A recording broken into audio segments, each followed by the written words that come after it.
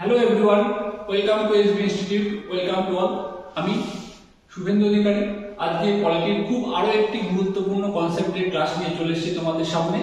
আজকের ক্লাসটি থাকছে ডিপিএসপির উপরে। আজকের টপিক আমাদের ডিপিএসপি, অর্থাৎ আজকে আমরা আলোচনা করব directive principle of state policy, যেটা খুব খুব গুরুত্বপূর্ণ একটা টপিক। ইন্ডিয়ান কনস্টিটিউশনে বলবা বা পলিটির যেটাই বলবা, সেটা খুবই গুরুত্বপূর্ণ একটা টপিক, কারণ এখান থেকে প্রচুর কোশ্চেন আসে প্রত্যেকটা পরীক্ষা থেকে ঘুরিয়ে ফিরে। আর এখন বর্তমানে প্রত্যেকটা এক্সাম তোমরা দেখেছো যে কিভাবে মানে সোজা সাপটা কোশ্চেন কিন্তু আর দিচ্ছে না। তোমার টোটাল কনসেপ্ট যদি ক্লিয়ার না থাকে, তাহলে কিন্তু তুমি মানে এমন মানে অপশনগুলি এমনই থাকছে তুমি কোনোভাবে উত্তর করতে পারবে না। সেই জন্য কিন্তু তোমাদের প্রত্যেকটা কনসেপ্ট কিন্তু একদম ক্লিয়ার করার দরকার। সেই জন্যই বলবো তোমরা যারা আমাদের চ্যানেলটি সাবস্ক্রাইব করো তারা এখন চ্যানেলটিকে সাবস্ক্রাইব করে রাখো, এবং যারা সাবস্ক্রাইব করেছে তারা তো দেখছোই, দেখো। এবং আমি তোমাদেরকে একদম দায়িত্ব নিয়ে বলছি, আমরা তোমাদের পলিটির মানে আমি আর পলিটির তোমাদের টোটাল কনসেপ্ট ক্লিয়ার করে দেবো। প্রত্যেকটা কনসেপ্ট তোমাদের যাবতীয় যা অসুবিধা তোমরা কমেন্টে জানাবে। আর আমরা তো কন্টিনিউ মানে কনসেপ্টের ক্লাস দিচ্ছি, সেভাবে দিতে থাকবো, তোমরা সাথে থাকো। আর ক্লাসটি ভালো লাগলে অবশ্যই বন্ধুদের মধ্যে শেয়ার করবে এবং লাইক করবে। চলো তাহলে ক্লাসে যাবো। প্রথমে আজকে হচ্ছে যে আমাদের যে কি আমরা বলি ডিপিএসপি আলোচনা করব প্রথমে, ঠিক আছে? এই যে ডিপিএসপি, এই যে ডিপিএসপিটা প্রথমে আর কি ক্লাসের ভিতরে যাওয়ার আগে আমি বলছি, দেখো যে ডিপিএসপিটা হচ্ছে যে যেটা আমাদের ভারতীয় সংবিধানের যে ভারতীয় সংবিধান করে যারা প্রস্তাবনায়, ভালো করে বুঝবে যে প্রস্তাবনায় যে আর কি যে বিষয়টা যে সামাজিক, অর্থনৈতিক এবং রাজনৈতিক ন্যায় প্রতিষ্ঠার কথা যে বিষয়টা আর কি আলোচনা করা হয়েছে, কিন্তু সেই বিষয়টা মৌলিক অধিকারের মাধ্যমে সম্পূর্ণটা ফুটিয়ে তোলা আর কি সম্পূর্ণটা বাস্তবায়িত করা কিন্তু সম্ভব হয়ে ওঠেনি।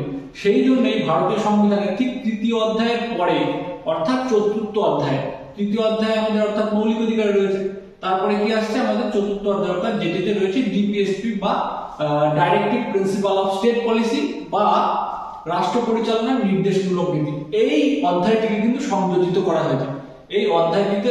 তাহলে আমরা বুঝতেই পারছি যে এই অধ্যায়টির গুরুত্বপূর্ণ মানে কতটা, ঠিক আছে? তাহলে চলো এবার আস্তে আস্তে আমরা কিন্তু টোটাল ডিটেইলসটা দেখে নেব ক্লাসের ভিতরে। দেখো তোমরা নোট চাইলে নোট ডাউন করে নিতে পারো, কিন্তু খুব সংক্ষেপে বিষয়টা কিন্তু এখানে আমি দেওয়ার চেষ্টা করেছি।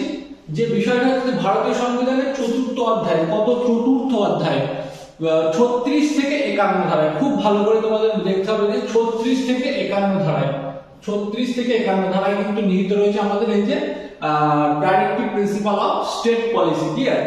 যেটি খুবই গুরুত্বপূর্ণ। এই যে নীতিগুলি ভারতে কেবলমাত্র মনে রাখতে হবে, আমি কিন্তু প্রত্যেকটা লাইন এখানে আছে, কিন্তু প্রত্যেকটা লাইনে কিন্তু ইনফরমেটিভ, খুব ভালো করে বুঝে নিতে হবে। সেটা হচ্ছে যে রাজনৈতিক ক্ষেত্রে ভালো করে দেখো কি কি, দেখো গ্রিন কালার করা আছে যেগুলো খুবই ইম্পর্টেন্ট। সামাজিক অর্থনৈতিক ক্ষেত্রে গণতন্ত্রকে প্রসারিত করা এবং বৈষম্যহীন সমাজ ব্যবস্থা গড়ে তোলার ক্ষেত্রে বিশেষ ভূমিকা পালন করে থাকে। তাহলে কি, তাহলে এটা কি আমাদের বিশেষ ভূমিকা পালন করে সামাজিক এবং অর্থনৈতিক ক্ষেত্রে? আমি যেটা প্রথমেই বললাম, যেটা প্রস্তাবনাতে আমাদের বলা ছিল, যেটা কিন্তু মৌলিক অধিকারের টোটালটা ফুটিয়ে তোলা বা টোটালটা বাস্তবায়িত করা আর কি মানে সম্পূর্ণরূপে বাস্তবায়িত করা সম্ভব হয়নি, কারণ তৎকালীন পরিস্থিতির ক্ষেত্রে। সেই জন্য আর কি আবার তার পরবর্তী আর কি পরিস্থিতির বেসিসে আর কি দেখা গিয়েছে যে আমাদের এই যে ডাইরেক্টিভ প্রিন্সিপাল অফ স্টেট পলিসিটা কিন্তু খুবই গুরুত্বপূর্ণ একটা জায়গা, যেটা আর কি খুবই দরকার। সেই জন্যই কিন্তু এই চতুর্থ অধ্যায়ের আর কি গুরুত্বটা। সেটাই কি বলা হয়েছে যে সামাজিক এবং অর্থনৈতিক ক্ষেত্রে গণতন্ত্রকে প্রসারিত করা এবং বৈষম্যহীন সমাজ। এখন কিন্তু প্রত্যেকটা মানে কি বলবো, তোমরা হয়তো এই যে খুব রিসেন্টলি বিসিএস এর প্রিলিমিনারি এক্সামিনেশন গেল, সেখানে কোশ্চেন গুলো দেখেছো, বিভিন্ন বিভিন্ন বিভিন্ন চ্যানেলে বিভিন্ন রকম কথাবার্তা, সেগুলো তোমরা শুনতে পাচ্ছ। বিভিন্ন যে বিষয় নাকি ইউপিএসসি ছোঁয়া কোশ্চেন বা ইউপিএসসি লেভেলের কোশ্চেন, বিভিন্ন কথা আছে। কিন্তু ব্যাপারটা যে কোশ্চেন অবশ্যই কি ব্যাপারটা তোমার কনসেপ্টটা ক্লিয়ার হতে হবে, না হলে কিন্তু তুমি অ্যাটেম্প করতে পারবে। কারণ তুমি উত্তর তুমি জানো সবই, কিন্তু উত্তর তুমি একদম স্যাম্পলিং ভাবে করতে পারবে না, সেটাই আর কি বিষয়। এটা তো স্বাভাবিক, মানে যেটা হ্যাবিচুয়ালি হয়ে আসছিল যে খুব ইজিলি আর কি একদম ডাইরেক্ট কোশ্চেন অ্যান্সার, সেটা তো এবারটা একটু ঘুরিয়ে দিয়েছে প্যাটার্নটা। আর এবারটা যেহেতু এই সিলেবাসের শেষ টার্ম, সেটা একটা দেখো এবার বলছে বৈষম্যহীন সমাজ ব্যবস্থা গড়ে তোলার ক্ষেত্রে বিশেষ ভূমিকা পালন করে থাকে। আর বলছে এই নীতিগুলি সংযোজিত হয়েছে, খুব ভালো করে দেখো, আইরিশ সংবিধান থেকে। তাহলে আমাদের directive principle of state policy কোথা থেকে সংযোজিত হয়েছে, সেটা হচ্ছে যে আইরিশ সংবিধান। যেহেতু আমাদের সংবিধানের বিভিন্ন মানে অংশ আর কি সংযোজিত হয়েছে, অনুকরণ এবং অনুসরণের মাধ্যমে কিন্তু ভারতীয় সংবিধান তৈরি। সেই জন্য কি ঠিক তেমনই আর কি আমাদের ডিপিএসপি নেওয়া হয়েছে আইরিশ সংবিধান থেকে, ডিপিএসপিটা নেওয়া হয়েছে আইরিশ সংবিধান থেকে, ঠিক আছে। আর এই আইরিশ সংবিধানে কিন্তু আবার এই ডিপিএসপি যে directive principle of state policy বিষয়টা কিন্তু নেওয়া হয়েছে কোথা থেকে, স্প্যানিশ সংবিধান থেকে। এটা কিন্তু তোমার মনে রাখবে। আর কি বলছে, বাস্তবে দেখলে বোঝা যায় যাবে এই নীতিগুলি আসলে রাষ্ট্রের প্রতি সংবিধান উল্লেখিত কিছু আইনতান্ত্রিক শাসনের শাসনতান্ত্রিক এবং প্রশাসনিক নির্দেশ। এক কথায় তোমরা যদি মনে রাখতে পারো যে কি আইনতান্ত্রিক, শাসনতান্ত্রিক এবং প্রশাসনিক নির্দেশসমূহই হচ্ছে এই directive principle of state policy. আর পাশাপাশি এই নীতিগুলি কি, এই নীতিগুলির আরো উদ্দেশ্য আছে কি জনকল্যাণকামী রাষ্ট্রের আর কি ধারণাকে প্রতিষ্ঠা করা। আর এই নীতিগুলির মৌলিক অধিকার এবং ন্যায় আইন কর্তৃক বলবৎযোগ্য নয়, ঠিক আছে। এটা ভালো করে করতে হবে যে এটা এই নীতি কিন্তু মৌলিক অধিকার, যেমন আমাদেরকে আমরা জানি কি মৌলিক, যে আমাদের যে তৃতীয় অধ্যায়ে যে মৌলিক অধিকার রয়েছে সেই মৌলিক অধিকার কিন্তু কি আইন দ্বারা বলবৎযোগ্য। অর্থাৎ যদি তোমার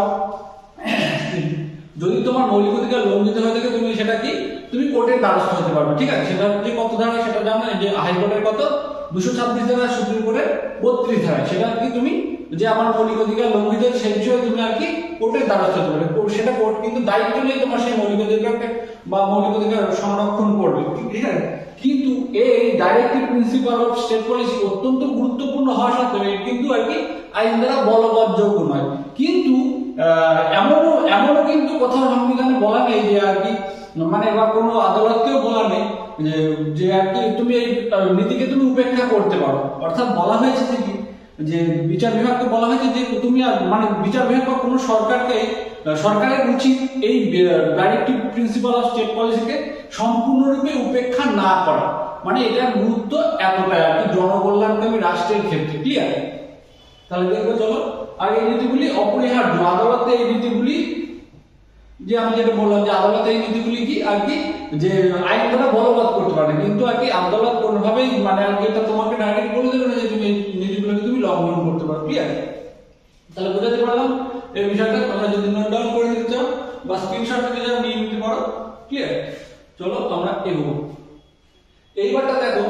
আর আরেকটা বিষয় তোমরা মনে রাখবে যে এই যে ডাইরেক্টিভ প্রিন্সিপাল অফ স্টেট পলিসিকে ডক্টর বি.আর. আম্বেদকর কি novel feature of the constitution বলেছে। এটা কিন্তু ভালো করে মনে রাখতে হবে যে novel feature of the Indian constitution বলেছে এটা ডক্টর বি.আর. আম্বেদকর।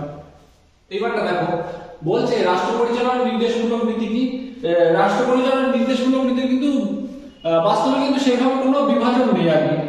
কিন্তু কি এর বিষয়বস্তুর হিসেবে নিরিখে কিন্তু আমরা 3টে ভাগ করতে পারি, ঠিক আছে। আমাদের এমনি দেখো বলেছে যে নীতিগুলি নির্দিষ্ট কোনো বিভাজন না থাকলেও বিষয়বস্তুর নিরিখে 3 ভাগে ভাগ করা যায়। সেটা কি কি, একটা সমাজতান্ত্রিক নীতিসমূহ, 2 কি গান্ধীবাদী নীতিসমূহ, আর কি উদারনৈতিক বুদ্ধিবাদী নীতিসমূহ। যাতে এগুলো আমাদের আর কি পড়তে সুবিধা হয় এবং মনে রাখার সুবিধার কারণে কিন্তু এই শ্রেণী বিভাজনগুলো করা হয়েছে। এইবারটা আমরা দেখব সমাজতান্ত্রিক নীতি সমূহের ভিতরে কি কি আছে, ঠিক আছে, কোন ধারাগুলো। যেহেতু আমাদের বলা হয়েছে 36 থেকে 51 ধারার ভিতরে আর কি ডিপিএসপি রয়েছে, তাহলে আমাদের প্রত্যেকটা ধারা থেকে যে অর্থাৎ যেগুলো খুবই গুরুত্বপূর্ণ সেই ধারাগুলো নিয়ে আমরা আলোচনা করব। চলো এবারটা দেখো যে সমাজতান্ত্রিক নীতি সমূহের ভিতরে দেখো কি আছে। সমাজতান্ত্রিক নীতি সমূহের ভিতরে প্রথমে কিন্তু রয়েছে সমাজতান্ত্রিক নীতিসমূহের প্রথমেই রয়েছে দেখো এই সমাজতন্ত্রের আদর্শকে প্রতিফলিত করা। যে আমাদের প্রস্তাবনা, আমি প্রথমেই বলেছি যে প্রস্তাবনায় যে আর কি বিষয়গুলো বলা হয়েছে সেই বিষয়কে কিন্তু আরো খুব সুন্দরভাবে ফুটিয়ে তোলার চেষ্টাই কিন্তু করা হয়েছে এই ডিপিএসপিতে।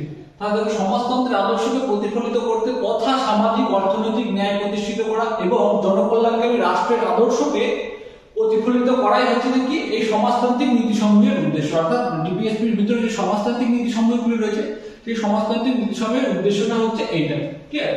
এবারটা দেখো আমাদের ধারাগুলোকে জানতে হবে, ঠিক আছে, যে ডিপিএসপি। কারণ এখন শুধু যে 38 ধারায় কি রয়েছে এই বিষয়টা না, এমন একটা বিষয় বলে দেওয়া হচ্ছে তোমার আর কি 38 ধারার বিষয়টা যদি তোমার পরিষ্কার না থাকে তুমি কিন্তু অপশন মার্ক করতে পারবে না। তাহলে দেখো এবার বলছে জনকল্যাণের উদ্দেশ্যে একটি সমাজতান্ত্রিক শৃঙ্খল প্রতিষ্ঠা ও তার সুরক্ষা করা। অর্থাৎ আমি প্রথমে বলছি যে ডিপিএসপি এটা কিন্তু খুবই একটা গুরুত্বপূর্ণ উদ্দেশ্য আর কি বলতে পারো, যে সমাজতান্ত্রিক সমাজ জনকল্যাণকামী রাষ্ট্রের প্রতিষ্ঠা করা, ঠিক আছে। সেই জন্য বলছে জনকল্যাণকামী একটি সমাজতান্ত্রিক শৃঙ্খল প্রতিষ্ঠা করা এবং তার অর্থাৎ মানে আমরা একে অন্যের প্রতি আর কি নির্ভরশীল ভাবে চলে আর কি, যে সমাজতান্ত্রিক একটা সামাজিক শৃঙ্খলা আর কি, ঠিক আছে। এই যে সামাজিক শৃঙ্খলতা আর কি বজায় রাখা আর কি, এই যে জনকল্যাণকামী রাষ্ট্রের ক্ষেত্রে, ঠিক আছে, যাতে আর কি নৈরাজ্য না তৈরি হয়, ঠিক আছে। তারপরে দেখো আমরা দেখবো 39 ধারা। 39 ধারায় আমাদের কি রয়েছে, বলছে নারী পুরুষ এটা কিন্তু খুব গুরুত্বপূর্ণ একটা ধারা এখানে।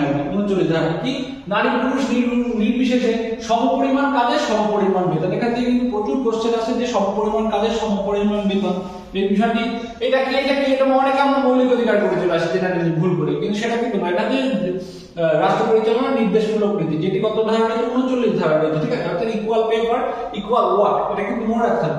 আর কি নাগরিকদের জীবন ও জীবিকার অবলম্বন সৃষ্টি করে, ঠিক আছে, এবং অধিকার সৃষ্টি করে এবং রাষ্ট্রের সম্পদের ক্ষতিকর বিকেন্দ্রীকরণ। অর্থাৎ রাষ্ট্রের কোনো সম্পদ যাতে ক্ষতিকর বিকেন্দ্রীকরণ কি, মানে এমন কোনো ব্যক্তির হাতে যাতে আর কি না চলে যায় যেটা আর কি খুবই ক্ষতিকর আর কি, ঠিক আছে, বা একদম মানে কোনো একক ব্যক্তির হাতে আর কি কুক্ষিগত না হয়, যাতে আর কি তুমি বুঝতেই পারছো যে রাষ্ট্রের সম্পূর্ণ সম্পদ বা অধিকাংশ সম্পদ যদি কোনো একক ব্যক্তির হাতে চলে যায় তাহলে কিন্তু কি হবে বিষয়টা আর কি যে নৈরাজ্য তৈরি হবে আর কি, অনেক মানুষ বঞ্চিত হবে, যাতে আর কি কেউ বঞ্চিত না হওয়ার বিষয় থেকে, ঠিক আছে। এই বিষয়টাকে যে বিকেন্দ্রীকরণ, তার মানে তো এই নয় যে বলে দেয় যে তুমি আর কি মানে তোমার সম্পত্তি বাড়াতে পারবে না, তা কিন্তু নয়।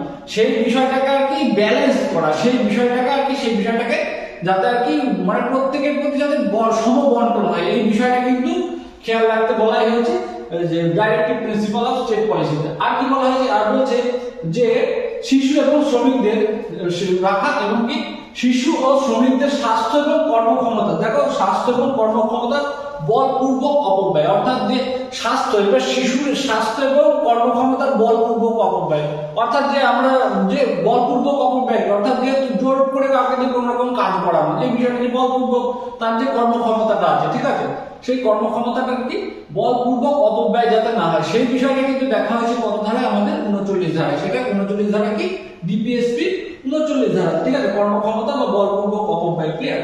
তাহলে একটু বোঝা গেল, তোমরা একবার দেখে নিতে পারো বা স্ক্রিনশট নিয়ে নিতে পারো। খুব গুছিয়ে লেখা আছে বিষয়গুলো, খুব মানে তোমাদের প্রচুর পড়ার বিষয়, ঠিক যতটুকু দরকার ততটুকুই কিন্তু এখানে গুছিয়ে তুলে দেওয়া আছে, তোমাদের খুব গুরুত্বপূর্ণ হবে। এবারটা দেখো, এটা আমাদের সমাজতান্ত্রিক নীতি সমূহের ভিতরেই রয়েছে 41 ধারা, ঠিক আছে। সমাজতান্ত্রিক নীতি সমূহের ভিতরে 41 ধারা, 41 ধারায় কি বলা হয়েছে, 41 ধারায় বলা হয়েছে যে কর্মের শিক্ষার অধিকার কথা, এইটা কিন্তু খুব গুরুত্ব, কর্মের শিক্ষার অধিকার এবং বার্ধক্য, বেকারত্ব, বার্ধক্য, অসুস্থতায় নাগরিকদের সরকারি সাহায্য পাওয়ার একটা সুবিধা, এটা কিন্তু খুব গুরুত্বপূর্ণ জায়গা, ঠিক আছে। 41 ধারায় বলা রয়েছে যে কর্মের এবং শিক্ষার অধিকার তথা বেকারত্ব এবং বার্ধক্যে, অসুস্থতায়, অক্ষমতায় সরকারি সাহায্য লাভের পথ সুনিশ্চিত করা, ঠিক আছে। অর্থাৎ তোমাদের কিন্তু খুব সহজেই মনে রাখতে হবে বিষয়গুলো, ঠিক আছে। বার্ধক্য, অসুস্থতা এবং কি আর বেকারত্ব, বার্ধক্য, অসুস্থতা, বেকার ভাতা, যে বার্ধক্য ভাতা, ঠিক আছে, এবং অসুস্থতার ক্ষেত্রে বিভিন্ন রকম যে সরকারি যে সুবিধাগুলি রয়েছে সেগুলো কিন্তু যদি তুমি জানো, এগুলো হচ্ছে যে সরকার মানে রাষ্ট্র পরিচালনার নির্দেশমূলক নীতিটি কিন্তু অন্তর্নিহিত বিষয়। আর কি তারপরে আমরা দেখবো 42 ধারা। এবারটা দেখো, এবার আমরা দেখবো 42 ধারা কি, কর্মক্ষেত্রে ন্যায়সঙ্গত এবং সহানুভূতিশীল পরিবেশ, যে তুমি কোথাও কাজ করছো বলে সেই কাজ করছো বলে কোনো মানে তোমার মালিক তোমার প্রতি কোন রকম অত্যাচার বা তোমাকে দিয়ে যা খুশি তাই করাতে পারবে এমন কিন্তু বিষয় নয়। এটা কিন্তু যে ন্যায়সঙ্গত এবং সহানুভূতিশীল, যে তোমাকে তোমার প্রতি দুর্ব্যবহার করবে, তুমি তার কাছে কাজ করছো বলে এমন নয় যে তুমি তারপর মানে তোমার প্রতি দুর্ব্যবহার করবে, এরকম কিন্তু বিষয় নয়। এটা কিন্তু ভালো করে মনে রাখতে হবে, ঠিক আছে। সেটা আমাদের সুনিশ্চিত করা হয়েছে 42 ধারায়, ঠিক আছে।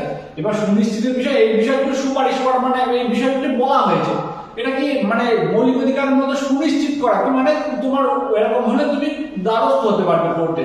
এখানে কিন্তু ব্যাপার আছে, এগুলো কিন্তু আইন দ্বারা বলবৎযোগ্য না, ভালো করে মনে রাখতে হবে। হয়তো এই বিষয়টা তোমাকে লিখে দিল এবং বললো তোমার যদি এটা তুমি তাহলে কোন এদিকে আর তুমি আইন দ্বারা মানে তুমি আর তার জন্য কোর্টের দ্বারস্থ হতে পারো বা তুমি আইন দ্বারা বলবৎ করা যায় এই বিষয়টি, হয়তো তোমাদের এই বিষয়টা আমরা সাধারণ আমাদের যাই হোক আমরা তো কোর্টের দ্বারস্থ হই, আমরা লিখে দিতে পারি, কিন্তু তোমাদের সংবিধানের ভাষায় যদি যেতে তাহলে কিন্তু আমরা না করবো, তখন কিন্তু যেতে পারবো না, কারণ এই বিষয়টা আর কি আইন দ্বারা, অর্থাৎ যেহেতু এটা আর কি ডাইরেক্টিভ প্রিন্সিপাল অফ স্টেট পলিসির ভিতরে রয়েছে, সেই অর্থে এটা কিন্তু যে তোমার আইন দ্বারা বলবৎযোগ্য নয়। ক্লিয়ার?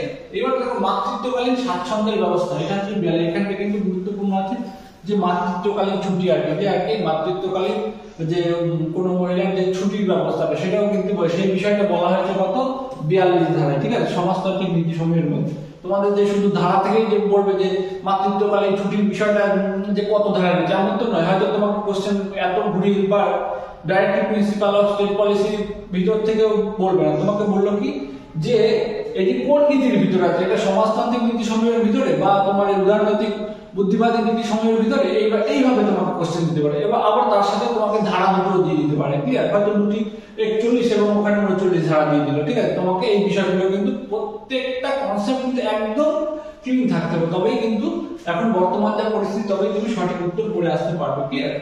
চলো তাহলে এগোবো। তাহলে আমরা দেখলাম ওখানে কি সমাজতান্ত্রিক নীতিসমূহ। এইবারটা আমরা দেখবো কি গান্ধীবাদী নীতিসমূহ। এবার গান্ধী নীতিসমূহ কি, অর্থাৎ গান্ধী যে নীতিগুলির কথা কি যে ডাইরেক্টিভ মানে তার যে নীতিগুলি, অর্থাৎ যে গান্ধী মানে তোমরা জানো যে গান্ধীজির অবদান কতটা আমাদের যে স্বাধীনতা আন্দোলনে, সেই স্বাধীনতা আন্দোলনের কিছু আর কি মতাদর্শ কিন্তু এখানে প্রতিফলিত হয়েছে, এই কি যেগুলো আর কি গান্ধী নীতিসমূহ নামে পরিচিত। ঠিক আছে? এটাকে বলা হয়। এবারটা কি সেটা তার কত 40 ধারা। ঠিক আছে? গান্ধী নীতিসমূহের আন্ডারে কিন্তু এগুলো রয়েছে। ঠিক আছে? যে এগুলো যেহেতু একটা বিষয়বস্তুগুলো ভাগ করে আলাদা করা হয়েছে সেই জন্য কিন্তু একটু ধারাগুলো একটু আগে বা পিছনে এরকম ওলটপালট হয়ে রয়েছে। তোমাদের কিন্তু বিষয়বস্তুটাকে কিন্তু তোমাদের মনে রাখার ক্ষেত্রে কিন্তু এইভাবেই করে সাজাবো। ক্লিয়ার?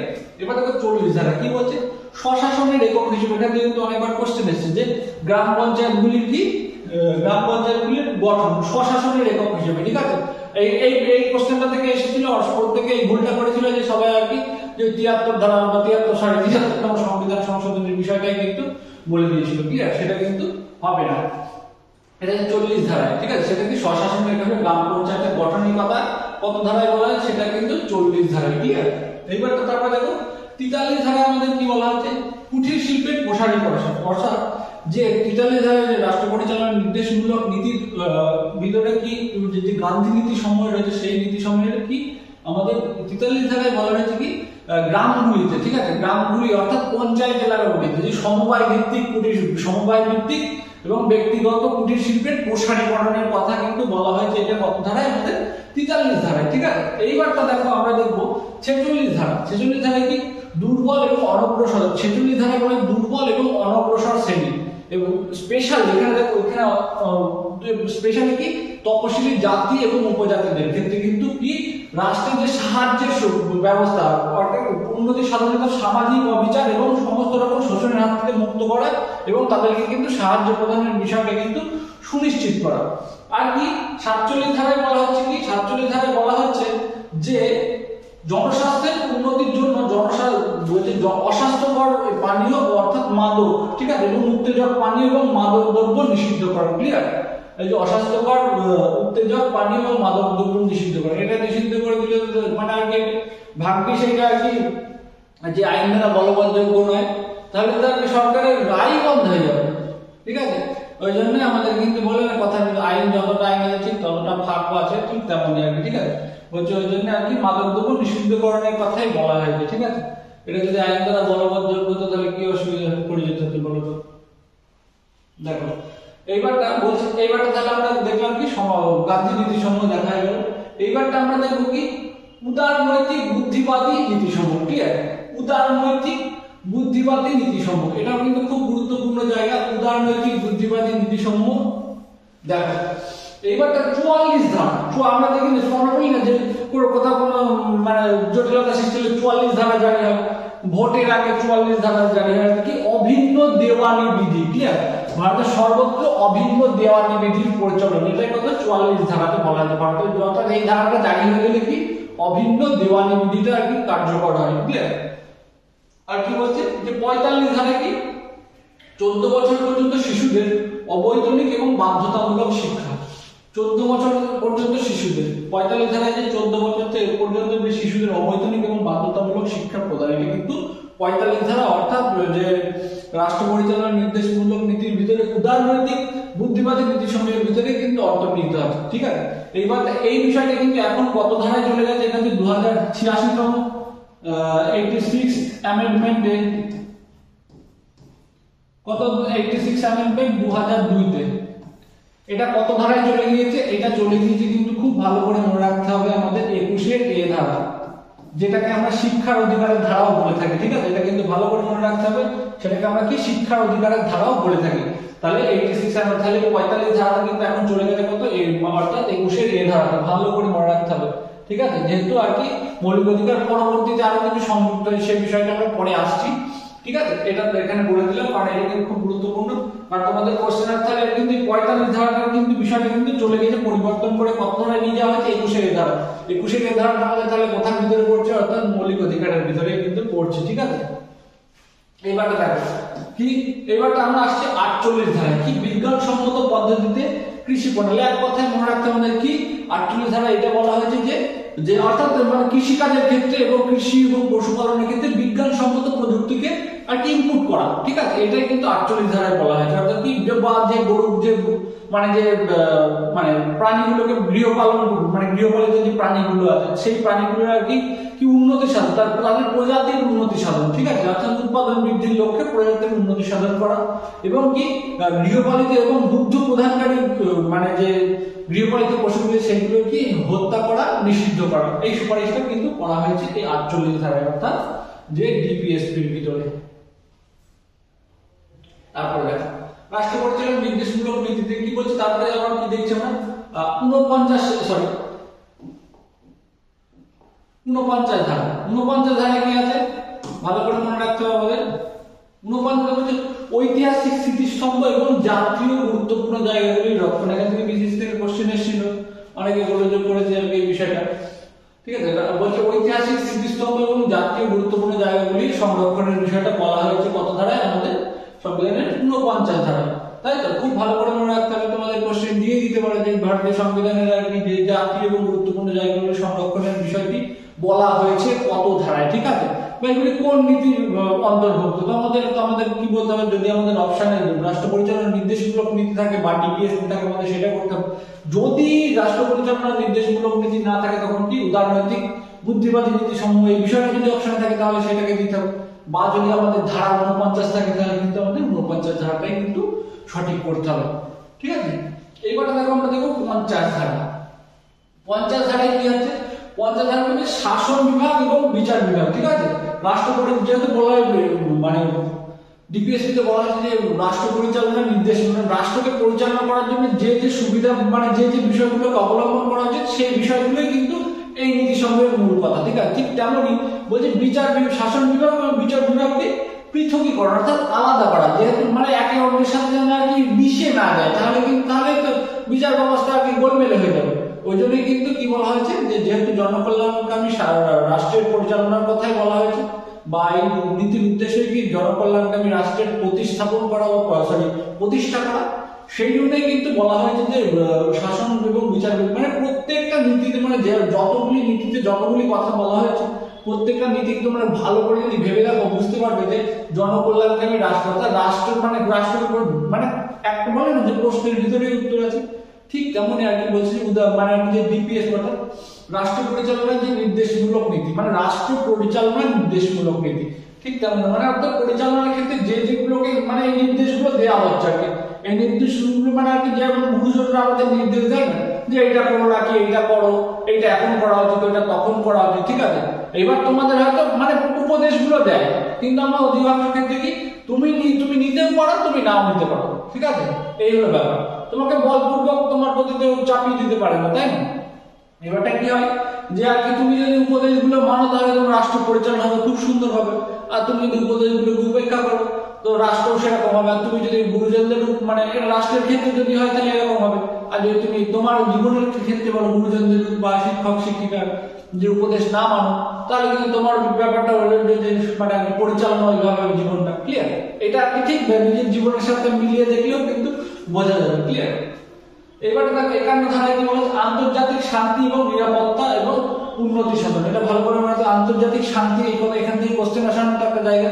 আন্তর্জাতিক শান্তি এবং নিরাপত্তা উন্নতি সাধনের বিষয়টি বলা হয়েছে কত ধারায় বা কোন নীতি সমূহেতে বা সংবিধানের কোন অধ্যায়ে, একদম ডাইরেক্ট অধ্যায়ে নিয়ে চলে যেতে পারে তোমাদেরকে, তাহলে কিন্তু আমাদের বলতে হবে 4th অধ্যায়। ঠিক আছে, চলো তাহলে আমরা এবারটা এই যে বিষয়গুলো দেখলাম যে রাষ্ট্র পরিচালনার নির্দেশমূলক নীতি। তোমরা তাহলে এই বিষয়টা দেখো, তোমরা যারা এখান থেকে স্ক্রিনশট নিয়ে নিতে চাচ্ছ তারা নিয়ে নিতে পারো আর কি বিষয়টা।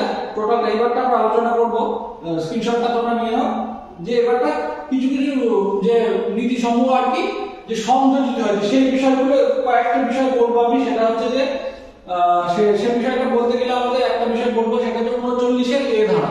ঠিক আছে, সেটা হচ্ছে কত, 39-এর এ ধারার কথাটা আমাদের বলতেই হয়। সেটা হচ্ছে 39-এর এ ধারা। সেটা কি বলা হচ্ছে যে রাষ্ট্রের মানে কোন নাগরিক অর্থাৎ যে অসহায় নাগরিক বা মানে আর কি যার আর্থিক মানে আর কি সক্ষমতা নেই তাকে বিনামূল্যে আইনি সাহায্য আর কি। ঠিক আছে,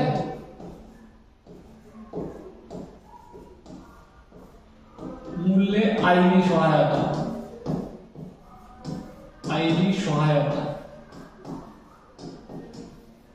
এটা কততম সংবিধান সংশোধনীতে অ্যাড হয়েছে? এটা অ্যাড হয়েছে যে 42তম অ্যামেন্ডমেন্টে। 42তম অ্যামেন্ডমেন্ট কত হয়েছে আমাদের, কত, 1976। ঠিক আছে, এটা নোট ডাউন করে নিতে পারো তোমরা প্রত্যেকেই, কারণ হচ্ছে যে এই বিষয়টা থেকে 42তম সংবিধান সংশোধনী 1976 কত ধারায়, 39-এর ধারা, বিনামূল্যে আইনি সাহায্যের বিষয়টা কিন্তু প্রত্যেককে আমাদের মনে রাখতে হবে। আর আরো একটা ভিতরে ধারা আছে, সেটা হচ্ছে যে আমরা বলবো, যেটা আমি একটু আগেই তোমাদের বললাম, যে সেটা হচ্ছে যে এটা কিন্তু তাহলে আমাদের এই অ্যামেন্ডমেন্টের মধ্যে আসছে, তাই তো? এইবারটা আমরা এগোবো, সরি, যে আরেকটা বিষয়, আরেকটা যেটা সবচেয়ে গুরুত্বপূর্ণ, সেটা আমি ক্লাসের ভিতরেই বলেছি, সেটা হচ্ছে যে 21-এর এ ধারা। 21-এর এ ধারা, এবার 21-এর এ ধারাটা আমাদের কত ধারা থেকে এসেছে? সেটা হচ্ছে আমাদের 45 ধারাতে, যেটা অবৈতনিক এবং 14 মানে 14 বছর পর্যন্ত শিশুদের অবৈতনিক শিক্ষার বিষয়টা বলা হয়েছিল। সেটা কত ধারায় সেটাকে নেওয়া আসা হয়েছে, কত, 21-এর এ ধারাতে। ঠিক আছে, এটা কততম সংবিধান সংশোধনীতে? এটা হচ্ছে 86তম অ্যামেন্ডমেন্টে। কত, এটা 2002 সালে।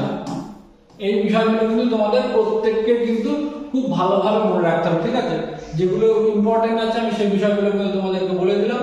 আমি আশা করছি তোমাদের রাষ্ট্র পরিচালনা নির্দেশমূলক নীতির যাবতীয় কনসেপ্ট কিন্তু ক্লিয়ার হয়ে গেছে। আর যদি তোমাদের আরো কোনো কোশ্চেন থাকে, যদি তোমাদের কোনো জায়গায় বুঝতে অসুবিধা হয়ে থাকে, তাহলে তোমরা কমেন্ট করে জানাতে পারো, আমরা সেই বিষয়টা ক্লিয়ার করে দেবো।